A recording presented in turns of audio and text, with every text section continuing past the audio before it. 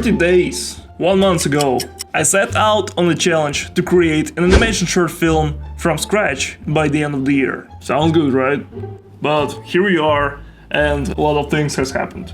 I designed characters, built models, and developed the world. Some things I made exactly as I planned, on time, and some, well, I still have to finish them. Bruh. And there's one thing I haven't told you yet. I mastered one of the most underrated features in Blender that saves time, energy, and memory when rendering. A true lifesaver for creators. This feature and all the progress I did on these 30 days, I will reveal to you in this video. The logo's here, let's get started. The basement for any story is the universe, and I was upgrading my universe this period. I'd like to mention that it's not just any futuristic setting, it's a post-Soviet galaxy in the year of 2350.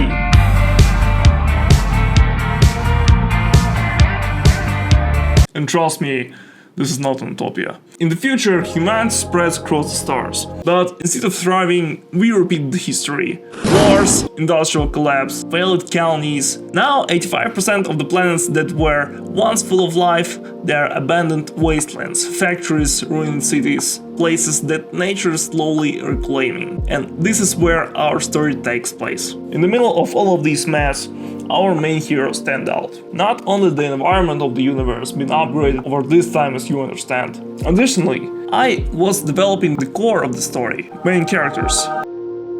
The heart of any good story is its characters. It's important to cover their personality, style, and kind of internal fight. In total, I've created 5 characters concepts so far and still have 1 more to design.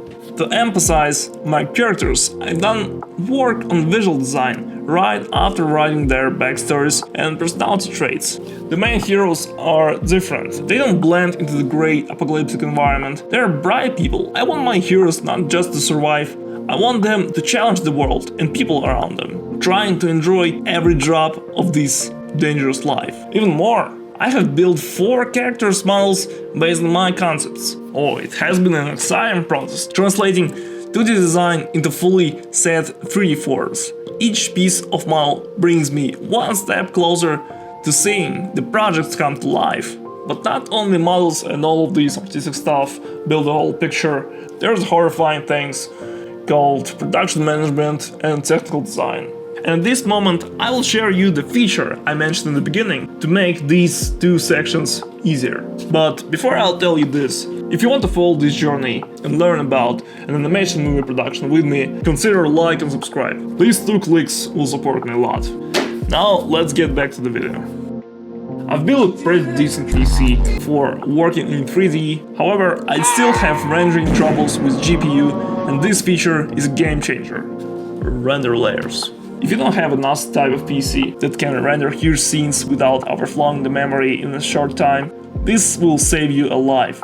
Mastering render layers will allow you to render every piece of the scene one by one, and even more. It gives you so much flexibility in the final compositing. You can render background only once, or you can just switch the background away, remove things, add things, or even re-render some parts of the scene. This method is widely used in big companies that produce animated films like DreamWorks and Pixar. Once you master this method, you won't back to the traditional rendering, I can tell you.